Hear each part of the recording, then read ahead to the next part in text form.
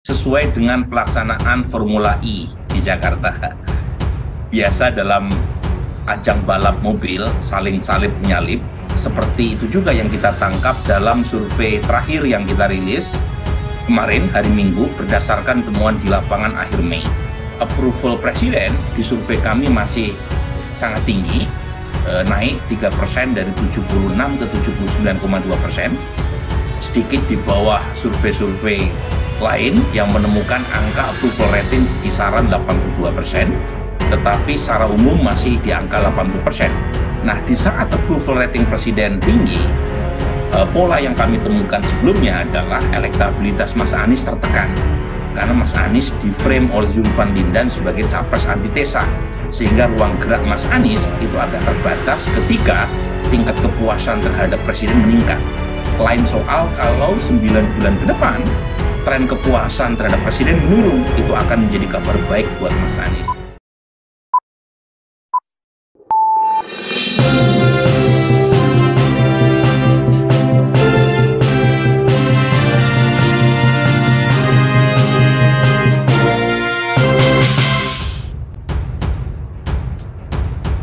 Kita update dulu ya. Boleh, hasil survei terbaru seperti apa, Mas? Ya, jadi judul yang kita rilis kemarin sesuai dengan pelaksanaan Formula E di Jakarta.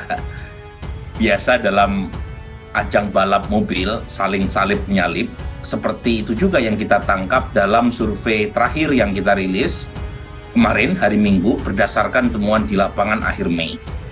Jadi saling salip menyalipnya bukan hanya di tingkat capres, tapi juga di tingkat cawapres. Di tingkat calon presiden, indikasi yang kita temukan di akhir April bahwa pengerucutan nama menghasilkan Pak Prabowo unggul tipis meskipun dalam margin of error. Di survei akhir Mei, indikasi serupa juga kita temukan. Pak Prabowo sedikit lebih unggul dibanding Pak Ganjar, sementara tren penurunan Mas Anies belum berhenti. Nah, ada dua penyebab mengapa Mas Anies trennya masih negatif. Yang pertama adalah approval presiden di survei kami masih sangat tinggi, naik 3% dari 76 ke 79,2%, sedikit di bawah survei-survei lain yang menemukan angka approval rating di kisaran 82%, tetapi secara umum masih di angka 80%. Nah, di saat approval rating presiden tinggi, pola yang kami temukan sebelumnya adalah elektabilitas Mas Anies tertekan. Karena Mas Anies di-frame oleh Yul Van Lindan sebagai capres antitesa, sehingga ruang gerak Mas Anies itu agak terbatas ketika tingkat kepuasan terhadap presiden meningkat.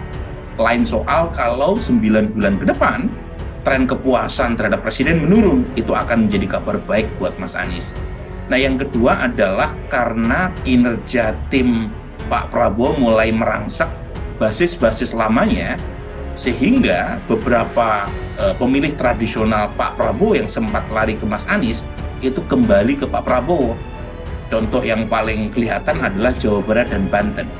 Di survei sebelumnya kami temukan ini adalah basis Mas Anies, tapi dua survei terakhir pemilih di Banten dan Jawa Barat itu kembali memilih Pak Prabowo. Jadi itu konstelasi di tingkat capres, tetapi seperti yang tadi Mas Arief sampaikan, meskipun ada peningkatan elektabilitas Pak Prabowo, tetapi jauh untuk sampai angka 50% plus 1, ya, satu magic number untuk bisa membungkus kemenangan dalam satu putaran. Artinya masih ada peluang buat tiga capres teratas ini, dan salah satu peluang yang tepat buat mereka adalah memilih cawapres yang bisa mendongkrak suara. Karena bagaimanapun tidak ada capres yang dominan, dan karenanya peran cawapres menjadi menentukan. Nah, sayangnya di tingkat cawapres pun tidak ada yang dominan, dan ada saling salip menyalip juga, ya. Misalnya peringkat pertama Ridwan Kamil dan Sandiaga Uno kali ini disalip oleh Erick Thohir, meskipun perolehan Erick Thohir sebagai pemuncak klasemen cawapres itu juga tidak signifikan selisihnya dengan Ridwan Kamil. Mahfud MD yang biasanya di single digit, di survei terakhir kami ini masuk ke double digit, bahkan secara absolut di atas suara Sandiaga Uno, tetapi secara statistik tidak signifikan. Beda antara Erick Thohir, Ridwan Kamil, kemudian Mahfud MD dan Sandiaga Uno. Nah, tren penurunan di Mas AHY lagi-lagi mungkin berkaitan dengan tren peningkatan approval rating Presiden Jokowi, sehingga cawapres yang diasosiasikan sebagai alternatif itu juga agak tertekan. Jadi kira-kira itu pola yang kita temukan. Lagi-lagi seperti yang disimpulkan oleh Mas Arief tadi, ini terlalu jauh untuk kita ambil kesimpulan siapa capres-cawapres pemenang, karena bagaimanapun masih ada 9 bulan menuju 14 Februari dan masih ada 4 bulan sebelum proses pendaftaran. Anything can happen, dan bukan hanya soal elektabilitas, tetapi juga akseptabilitas di mata elit.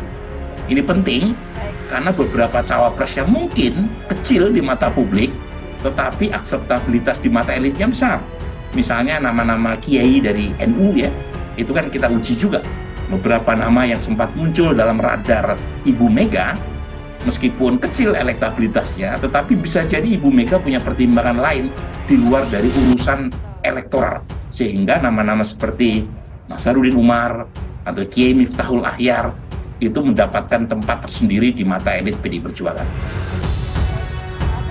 Mas Burhan, kalau melihat dari 3 capres dulu ya Mas, sebelum kita ke cawapresnya, ini tadi dikatakan bahwa Prabowo juga dapat meningkatkan elektabilitasnya, salah satunya mungkin double track kandidat begitu ya, bisa mengambil suara dari kanan, dari kiri begitu ya. Kalau Anda melihat dari masing-masing Prabowo, Anies dan juga Ganjar, seperti apa Mas Umam? Saya pikir tadi untuk Mas Burhan.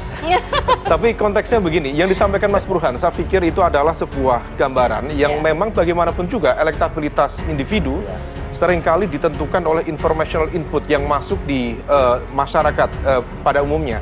Artinya ketika kemudian terjadi dinamika isu, maka kemudian perubahan itu bisa terjadi secara cepat. Kalau misal kita cermati, ada peningkatan cukup signifikan dari elektabilitas Pak Prabowo yang selama ini secara konsisten berada di bawah Pak Ganjar. Nah, oleh karena itu kalau misal kita cermati bagaimanapun kemudian peran dari tadi yang disampaikan oleh Mas Burhan, cawapres memang berimpact kepada seberapa besar insentif elektoral yang bisa dikontribusikan kepada capres yang akan datang. Tetapi elektabilitas bukan satu-satunya faktor, tetapi harus dipertimbangkan hal-hal yang lain, termasuk juga faktor ideologis, karena bagaimanapun juga jika overlap, maka upaya untuk mengekspan basis pemilihnya akan relatif terbatas. Maka harus dilakukan sebaran. Kemudian faktor yang lain tentu salah satunya adalah faktor logistik.